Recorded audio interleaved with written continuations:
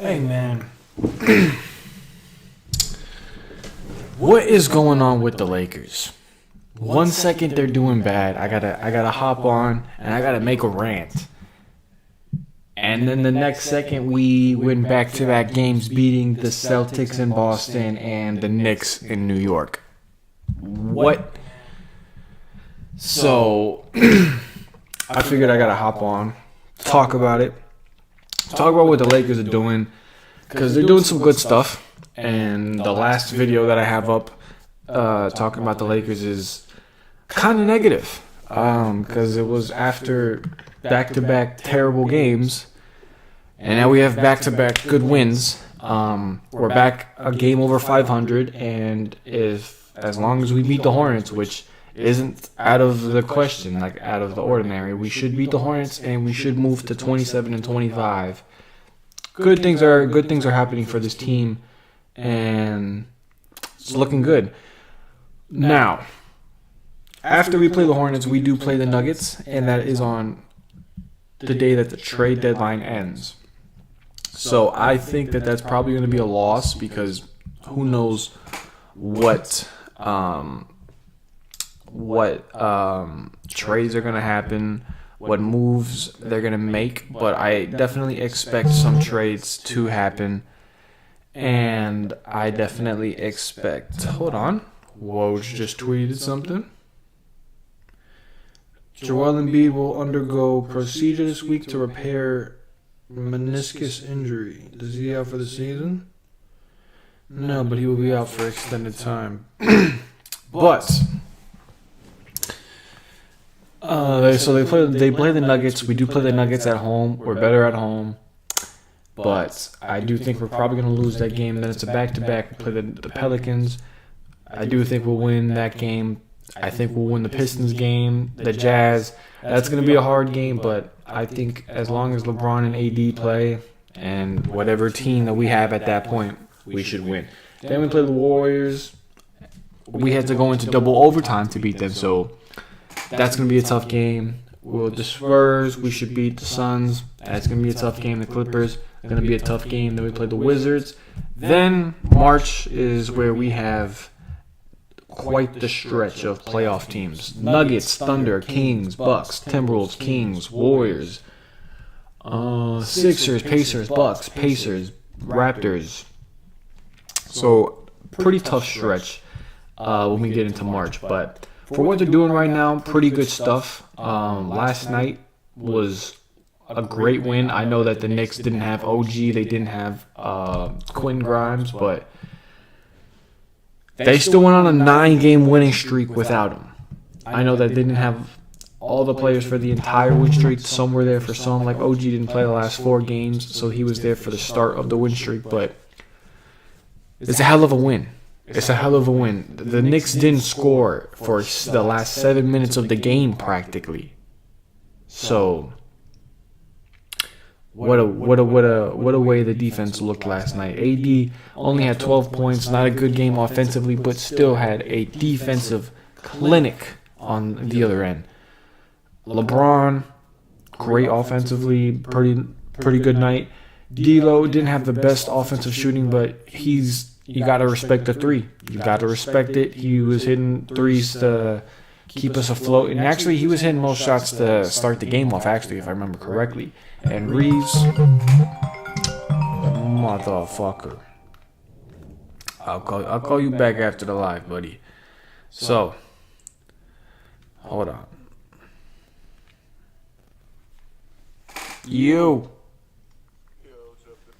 I'm currently live right now. On YouTube. I can't hoop tonight. When can you hoop? I'm assuming Saturday. What, you can hoop in the weeknights? Alright, I'll hit you about tomorrow and we'll see. Alright, bet. I'll catch you, bro. Be safe. Alright, now back to what I was saying. So, Reeves had a hell of a game. Hit another dagger tonight, or last night. And then he hit a dagger after dagger against the Celtics. Had 7 threes. And what else can you say? Taurean Prince came off the bench and actually played good. He'd been playing like ass, and coach finally stopped playing favorites and put him on the bench, which you love to see. You love to see it. Jackson Hayes played great off the bench in his 13 minutes. Huge. He had 10 points and only 1 rebound, but 3 assists. Damn. So Max Christie also played good in his limited role. Vando might be out for the season, so that sucks. That's a huge loss because he just helps the team play with so much more intensity and aggression, because it's just, when you see Vando doing it, just makes everybody else on the team want to do it as well. So that's going to suck if he's out for the season. Hopefully he's not. But everybody played good. They sent like 36 doubles. I think there was a stat. They sent 36 doubles to Jalen Brunson. Now, he needed it because he shot the ball 31 times, was 15 for 31, had 36 points, and still had 10 assists. I can't criticize that or nothing about it. He played a hell of a fucking game last night. I can't lie. AD held his own against their center. They obviously didn't have Randall either, so that was obviously more of a reason why AD should have went off. But I think they actually had just as much points in the paint as we did, if I'm not mistaken. Excuse me, they had 10 more points in the paint than we did. So they actually did more bruising than we did, which that's kind of a problem. But they did shoot 38, practically 39%. They were able to make their free throws, which in the games that they lose, they can't make free throws to save their fucking life. But in the past 2 games that they've beat pretty good teams, they've been able to make their free throws. Because in the Celtics game, we had no LeBron, no AD. That's the best win on the season. No fucking comparison. Like, we had a double OT game against the Warriors. That was the best game of the season until this game. We had no LeBron, no AD, was still able to go into Boston, who had the best home record in the league, the best record in the league, and we went in there and just absolutely blew them out practically. They had no chance. No chance. And D'Lo only went 5 for 20 and had 16 points but 1. He hit a dagger 3 that put the game at ease, and he had 14 assists, only on 1 turnover. So on a night where he's not shooting the ball well, he's still playmaking. He's still keeping guys in the flow of the game, and he also had 8 rebounds. So he practically had a triple-double. Austin Reeves, 32 points, 3 rebounds, 7 threes, 10 for 18. Absolute bucket. Nothing the Celtics could do. They tried everything they could, and it did not work. Vando played great until he hurt his foot, which hopefully, again, it's not season ending because we need him. He's huge to what we're trying to do. And hopefully the Lakers can make a trade to get us some defense to plan for Vando being out for the season, because it's, I guess, a pretty high possibility, which is not good.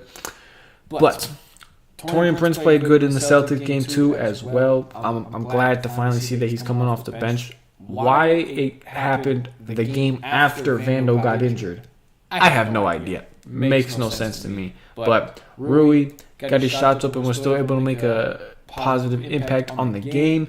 Christian Wood, though, 1 for 9. 1 for 9. That's not good. So back-to-back bad games for Christian Wood while we're winning. So don't know how you want to slice that, but to me, I don't care. As long as we're winning, that's all that fucking matters. Max Christie played good in his minutes too. And And then Tatum absolutely shit the bed. Jaylen Brown shit the bed. Wow. 8 points from Jaylen Brown. I didn't even know. Porzingis, I think, he did his thing, and Holiday were the only two starters that I think did their thing. Derek White didn't play up to his normal all-star self, because that's what they want to be calling him. He's not a fucking all-star. I know that he has an all-star impact, that type of shit, but he's not a fucking all-star. Come on now. And they let this fucking dude get 5 threes. Sam Hauser, who literally has, I was going to say 3 points tonight, but I don't know. He's averaging 3 points on the season. And he's shooting 33% from 3. And he shot 5 for 9 against us. Was able to get 17 points. That was the only reason why he played 23 minutes off the bench. It was because he was making threes.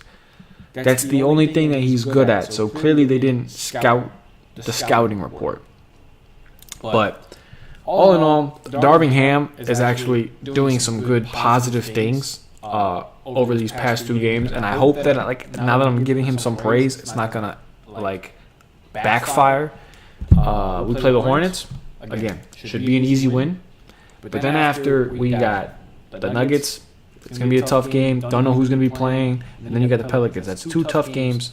So I'm very interested to see what Darvin Ham does. But sending a double team at Jaylen Brunson last night against the Knicks was, I think, genius, because he had nobody else to kick the ball out to. He didn't have anybody else. OG was out. Quentin Grimes was out. Julius Randle was out. So sending the double team was a great idea, and it worked out well for us because we were able to flip the game in the fourth quarter and come out with a win. And in the Celtics game, he was able to get this team motivated, and they played some fucking great defense. Some great defense against the Celtics, which you love to see it because the Celtics are a rival. You hate when the Lakers lose to the Celtics. It's fucking terrible. And it's great that they're playing good basketball in these past 2 games. I can't say as of late because the 2 prior games they lost by 16 points each time, and it was head scratching. But they're definitely redeeming themselves. But overall, I can't say that we're gonna make the. I mean, I think we're gonna make the playoffs, but we're not a contender yet. Still got to make trades. The trade deadline is on Thursday, so clock is ticking. The clock is ticking. There's got to be some type of trade. I don't think that you can trade D'Lo now after his good play, and I don't think you're trading Reeves. The only player that you could get value back in return is, I think, Rui.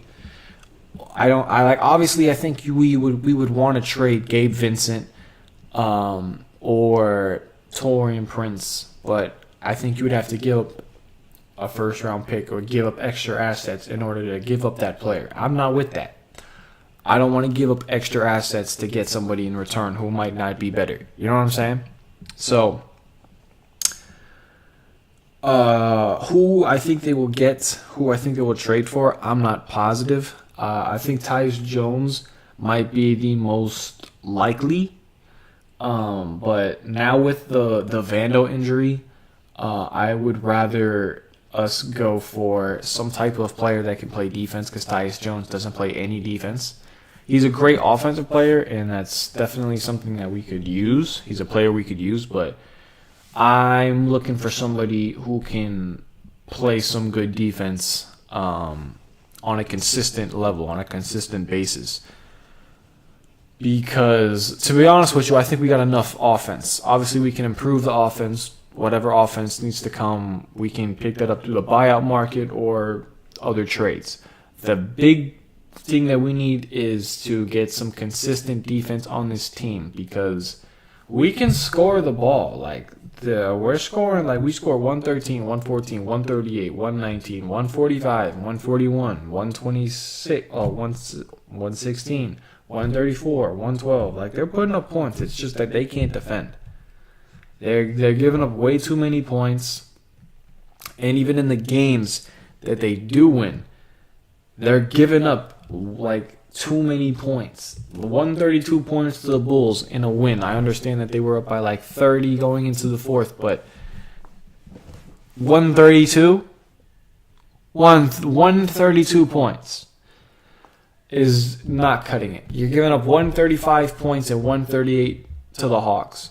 No wonder why you lost both of those games in regulation. None of them went to overtime. So, because like I can understand the 145 to 144, because that was a double overtime game. Both teams were going back and forth, neck for neck, but these games were not. These games were on the players and Coach Ham.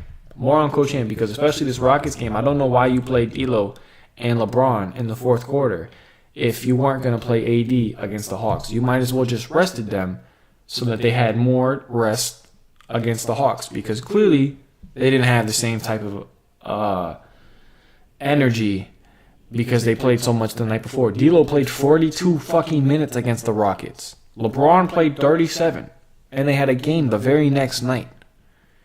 So it's things like that Darvin Ham got to get better at. The Warriors game, he was very good with his timeouts, I will say. He called them at very good times. When the Warriors were going on quick runs, he called fast timeouts, which surprised me. Something I've been calling for all season long. But then he's kind of reverted back, because when we got to the end of regulation, he had no timeouts. And I know he was like, ooh, I need timeouts at the end of the game. So I feel like he's going to lay back a little bit on the timeouts, which is not what I want to see. But, again, it looks like we're turning the table, turning the tide, because we're playing the Hornets tomorrow, and we should go to 2 games above 500, and then we got 3 days in between to see what, or 2 days to see what moves are going to be made, what trades. So Rob's going to have a lot of time to just focus on what the moves are going to be. I don't expect it to be a blockbuster, because there's no need for it to be a blockbuster. If you bring in a third star, I'm going to flip my fucking shit. I'm going to lose it. You better just work around the edges, bring in somebody who can help this team get back into championship contention, because right now they're not. And there's no reason to think they are, even though they've won 2 games in a row beating the Celtics and the Knicks. I got to see more consistency, because they beat the second seed Nuggets already this year. They've beaten good teams this season. They've beaten the Clippers already. They've beaten they didn't beat the Nuggets. They beat who else? Numerous good teams. You know what I'm saying? So I need to see more consistency. Darvin Ham needs to show that he can still do the things that he's been doing these past couple of games on a consistent level. Don't know why I said level like that, but because they show signs of progression, signs of going in a forward direction, and then they revert back to their old ways. Like, they get back-to-back wins against the Bulls and the Warriors. You think that we're turning the tide. We're game over 500, just like we are now. And then they lose back-to-back games against the Rockets and the Hawks. It just don't make no sense. So, as much as we've won 2 games in a row against 2 very good teams, I can't get too excited. And it sucks, because I want to get very excited as a Lakers fan. But they have shown me time and time again this season to not get your hopes up. Again, hopefully we get a trade that does get my hopes back up. But even with the team that it is right now, I think that we can get on a win streak. We just need to get the cohesion, get the chemistry going. I mean, because we've seen it time in and time out this season. At spurts, this team looks phenomenal. I mean, for a whole 7-minute stretch in the fourth quarter, they held the Knicks scoreless. Let me say that again. For almost the last 7 minutes in the game, they held the Knicks scoreless. So they've showed us that the defense can be top 5 level. The offense is already top tier level. It's just really, can they put it together on a consistent basis? Because they really are not doing it. They're just not. And they got a game against the Hornets to where we can get the momentum going. And then hopefully we don't trade a lot of people on the roster, because obviously if we trade a lot of people on the roster, we're not going to have a lot of players against the Nuggets, which is why I think we're going to lose against the Nuggets. I don't think we're going to be trading a lot of players, but you never know. You know what I'm saying? You never know. But what else? This one thing I do want to say. So let's pull up the full schedule. We got to win as many games as we can in the month of February, because the month of March is a gauntlet of playoff games. Essentially, we got the Nuggets, the Thunder, the Kings, the Bucks, the Timberwolves, the Kings, the Warriors, the Hawks, the Sixers, the Pacers, the Bucks, the fucking Grizzlies, the Pacers, the Nets, and it even continues into April. The Raptors, the Wizards, the Cavs, Timberwolves, Warriors, Grizzlies. I'm gonna be going to this Grizzlies game. The Pelicans. I'm looking right at it. But a tough stretch to close this season out. But before we get to that tough stretch, you got the Hornets, you got the Pelicans, Pistons. I think you're going to win the Jazz game. I think you're going to win the Warriors game, but you could lose the Warriors game. You're going to win the Spurs game. I think you win one out of the 2 games versus the Suns or the Clippers.